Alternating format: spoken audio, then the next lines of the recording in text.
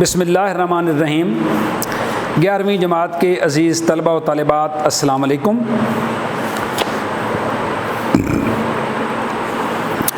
میں پروفیسر طارق نعیم بدر، شعبہ Urdu the concept academy اسلام آباد آپ سے مخاطب ہوں۔ عزیز طلبہ و طالبات، ہم نے پچھلے لیکچر کے دوران ہم لوگوں نے کچھ صنعتیں پڑھی تھیں۔ میں نے آپ کو سمجھایا تھا کہ صنائع و بدائع کیا ہوتی ہے، اور پھر اس میں نے بات چیت بھی کی تھی۔ اب تک جو صنعت ہم پڑھ چکے وہ ہیں صنعت مرات النظیر، صنعت حسن تعلیل، صنعت لف و نشر، صنعت تلمیع اور صنعت تضمین۔ اس کے علاوہ ہم نے پڑھا تھا صنعت تعلیہ، صنعت تفریق، صنعت جمع، صنعت تلمیع۔ یہاں تک ہم پڑھ چکے۔ انشاءاللہ کچھ صنعت آج ہم پڑھیں گے، جس میں ایک صنعت تکرار ہے۔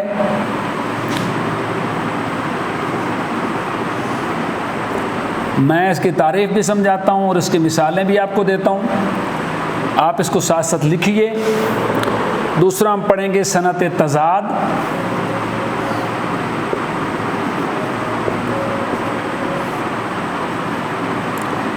نمبر 3 پہ ہم پڑھیں گے صنعت تجنیس،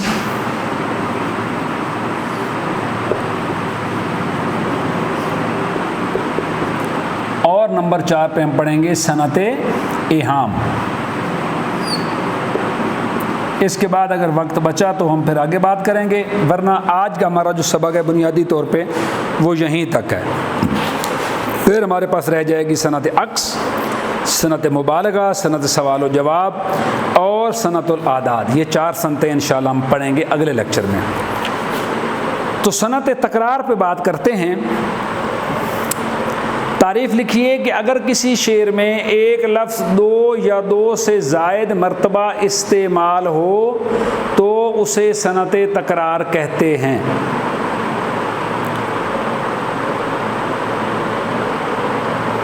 میرا خیال ہے کہ یہ ہم پڑھ چکے ہیں، میرا اندازہ ہے۔ بہرحال دہرا دیتے ہیں اس کو، آگے چلتے ہیں کہ اگر کسی شعر میں ایک لفظ 2 یا 2 سے زائد مرتبہ استعمال ہو تو اسے صنعت تکرار کہتے ہیں۔ 2-3 مثالیں دے دیتا ہوں، اگر پڑھ بھی چکے ہیں تو کوئی بات نہیں، ریوائز ہو جائے گا۔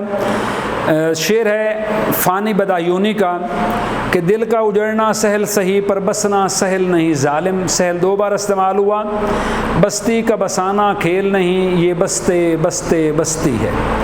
تو بستے بستے بھی 2 بار استعمال ہوا تو یہ کہلائے گی صنعت تکرار۔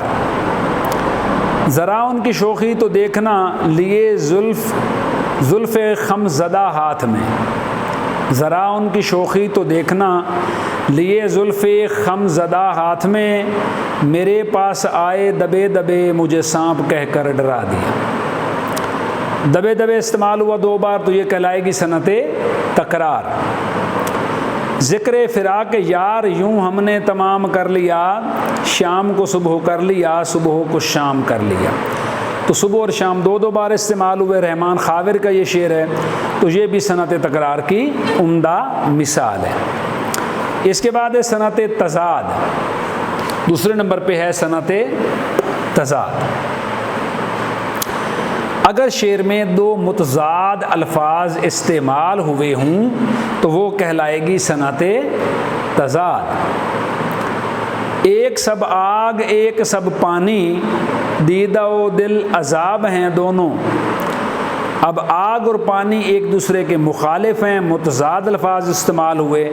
میر تقی میر کی شاعری ہے تو یہ ہوگی صنعت تضاد کی مثال۔ شاہین عباس کا شعر ہے تیرے ہاتھوں جل اٹھے تیرے ہاتھوں بجھے، تیرے ہاتھوں جل اٹھے تیرے ہاتھوں جل بجھے۔ اب دیکھیے یہاں جل اٹھنا اور جل بجھنا متضاد ہیں۔ ہوتے ہوتے آگ اور پانی کا اندازہ ہوا۔ یہ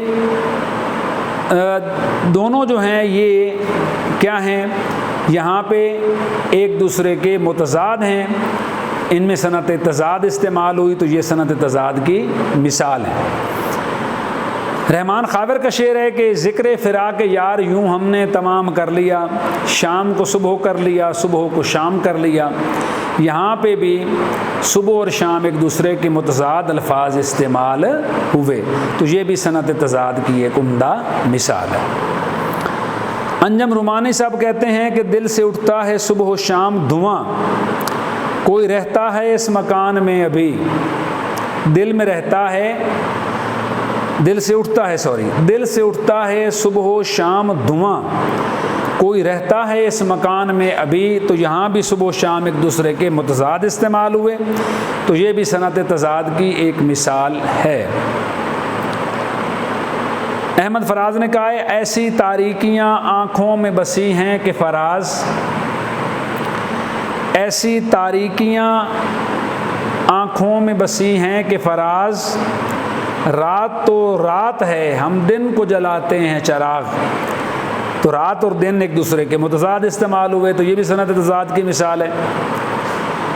پھر کہا مولانا صفی کہتے ہیں، صفی احمد، کہ اسلام کی فطرت میں قدرت نے لچک دی ہے۔ اسلام کی فطرت میں قدرت نے لچک دی ہے، اتنا ہی یہ ابھرے گا جتنا کہ دبا دیں گے۔ ابھرنا اور دبانا ایک دوسرے کے متضاد استعمال ہوئے۔ مانو نہ مانو یہ تو تمہیں اختیار ہے، مانو نہ مانو یہ تو تمہیں اختیار ہے، ہم نیک و بد حضور کو سمجھائے جاتے ہیں۔ نیک و بد ایک دوسرے کے متضاد استعمال ہوا۔ لاکھ کر جور و ستم، لاکھ کر احسان و کرم، جور و ستم احسان و کرم متضاد ہیں۔ تجھ پر اے دوست وہی وہم و گماں ہے کہ جو تھا، کہ تم مجھ پہ جور و ستم کرو یا احسان و کرم کرو، متضاد ہیں دونوں الفاظ، لیکن اے میرے دوست، اے میرے محبوب، ہم تمہارے بارے میں اچھا گمان رکھتے ہیں۔ تو یہاں بھی صنعت تضاد استعمال ہوئی۔ کبھی دل رہے گا خوش، کبھی درد مند، کبھی دل رہے خوش کبھی درد مند، زمانے کی ہے جیسے پست و بلند، پست کے معنی نیچے، بلند کے معنی اونچا۔ اسی طرح خوش اور درد مند یہ دونوں الفاظ بھی متضاد استعمال ہوئے۔ یہاں تک امید واسع کہ بیٹا آپ کو سمجھ آ گئی ہوگی، ساتھ ساتھ لکھا کریں تاکہ آپ کے کام آئے۔ اگلی صنعت ہے صنعت تجنیس۔ صنعت تجنیس، شعر میں دو ایسے الفاظ کا استعمال ایک ہی جگہ کرنا جو صورت میں بالکل یکساں ہوں لیکن معنوں میں مختلف ہوں۔ یعنی ایسے الفاظ کا استعمال جو کچھ تو ایسے ہوتے ہیں جو معمولی تبدیلی کے ساتھ، اور کچھ ایسے ہوتے ہیں کہ وہ ہو بہو استعمال ہوتے ہیں لیکن ان کے معنی جو ہیں وہ مختلف ہو جاتے ہیں۔ میں آگے ان کی مثالیں دوں گا، آپ کو سمجھ آ جائے گی۔ پہلا شعر ہے کہ جلتے ہیں جبرائیل کے پر جس مقام پر، سمجھنے والی بات ہے، پر، اور یہ بھی پر ہی ہے۔ دو پر استعمال ہوئے، ایک پر پنکھ جیسے پرندے اڑتے ہیں، جبرائیل علیہ السلام کے پر، اور پر یہ کتابیں، یہ کتاب جو ہے یہ اس روسٹرم پر ہے۔ تو یہ دو الگ الگ معنوں میں استعمال ہوا۔ پر لفظ ایک ہی ہے، معمولی سی بھی تبدیلی نہیں ہے لیکن اس کے معنی مختلف ہیں۔ پہلے پر کا معنی اور ہیں، دوسرے پر کے معنی اور ہیں۔ جلتے ہیں جبرائیل کے پر جس مقام پر، اس کی حقیقتوں کے شناسا تم ہی تو ہو۔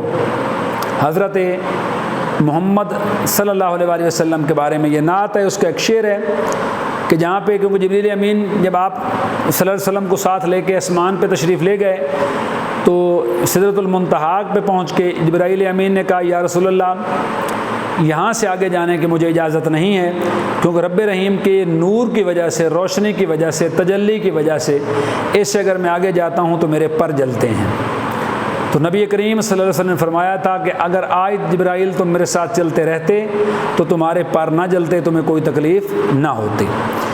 دوسرا شعر ہے بھیجی ہے مجھ کو شہ جم نے دال، جم سے مراد یہاں پہ جمشید بادشاہ ہے، جس کے پاس سونے کا پیالہ ہوتا تھا، ایران کا بادشاہ تھا، جس کے اندر وہ آنے والی زندگی کے حالات معلوم کر لیتا تھا۔ حیف لفظ و عنایات شہنشاہ پہ دال، یہاں پہ جو دال دوسرا، پہلا دال تو وہ ہے جو کھاتے ہیں ہم دال، اور دوسری دال ہے رہنما، مراد ہے اسم ہے کامل ہے، یعنی ہے لفظ و عنایات شہنشاہ پہ دال کہ جو شہنشاہ ہے جمشید بادشاہ وہ میرے لیے رہنما کا درجہ رکھتا ہے، کامل انسان کا درجہ رکھتا ہے۔ پھر ہے چھوڑوں گا میں نہ اس بت کافر کو پوجنا، چھوڑے نہ خلق گو مجھے کافر کہے بغیر، یہاں پہ جو بت کافر ہے اس سے مراد ہے شاعر کا محبوب یعنی شاعر کا معشوق، اور دوسرا جو کافر ہے وہ ہے غیر مسلم۔ تو شاعر کہتا ہے کہ میں اپنے محبوب کو، اپنے معشوق کو پوجنا یا اس کی جو پوجا کرنا ہے یا اس کی جو عزت کرنا ہے، اس کا احترام کرنا ہے، یہ میں کبھی چھوڑوں گا نہیں، بھلے مجھے پوری جو خلق خدا ہے وہ کافر کہے۔ تو یہاں کافر الگ الگ معنوں میں استعمال ہوا۔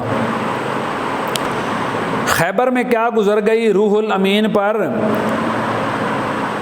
کاٹے ہیں کسی کی تیغ و پیکر نے تین پر، یہاں بھی پر دو بار استعمال ہوا، پہلا پر حرف ہے اور دوسرا پر اسم ہے۔ روح الامین کے پر، روح الامین سے مراد جبریل علیہ السلام ہے، اور کاٹے ہیں کس کی تیغ و پیکر نے تین پر، تو یہاں پہ جو پر ہے یہ اسم مراد ہے یہاں پہ، تو یہ بھی ایک ہی معنوں لفظ جو ہے وہ دو معنوں میں استعمال ہوا۔ اس چاہ کی ہم کو چاہ نہیں، اس چاہ کی ہم کو چاہ نہیں، اس چاہ کو چاہ میں ڈال دو۔ پہلی جو چاہ ہے اس سے مراد ہے چائے جو ہم پیتے ہیں، اور دوسرے جو چاہ ہے اس سے مراد ہے کنواں۔ کیسی چائے کو کیا کرنا ہے جس میں خلوص و محبت شامل نہ ہو، اس کو کنویں میں ڈال دو بشک۔ تو یہاں پہ جو چاہ لفظ ہے یہ دو معنوں میں استعمال ہوا، چائے کے معنوں میں بھی اور کنویں کے معنوں میں بھی۔ اس کے بعد ہے آخری شعر کہ خدا کے واسطے جانے میرے پہلو سے مت سرکو، خدا کے واسطے جانے میرے پہلو سے مت سرکو، اگر سرکو تو یوں سرکو قلم کر کے میرے سر کو۔ سمجھنے والی بات ہے، میں دہرا دیتا ہوں، خدا کے واسطے جانے میرے پہلو سے مت سرکو، اگر سرکو تو یوں سرکو قلم کر کے میرے سر کو۔ معمولی تبدیلی ہے، وہاں سرکو ہے اور یہاں سر کو ہے۔ سرکو سے معنی ہوتا ہے سرکنا، تھوڑا اپنی جگہ سے ہل کے اس سائڈ پہ ہو جانا، تھوڑا ساتھ سے ہٹ جانا۔ تو شاعر کہتا ہے کہ میرے محبوب میرے پاس سے بالکل ہٹو نہیں، تو مجھ سے تھوڑا سا بھی ذرہ سے بھی جدا مت ہو، مجھے تکلیف ہوتی ہے، اور اگر تم نے اٹھنا ہی ہے میرے پاس سے، سرکنا ہی ہے، اٹھ کے جانا ہی ہے، تو مجھ پہ یہ کرم کرو، مجھ پہ یہ لطف و کرم کرو کہ میرے سر کو قلم کر دو، یعنی میرے گلے کو کاٹ دو، میری گردن کو اتار کے تم میرے پاس سے اٹھ کے چلے جاؤ۔ تو یہ تھی بیٹا سدنت تجنیس۔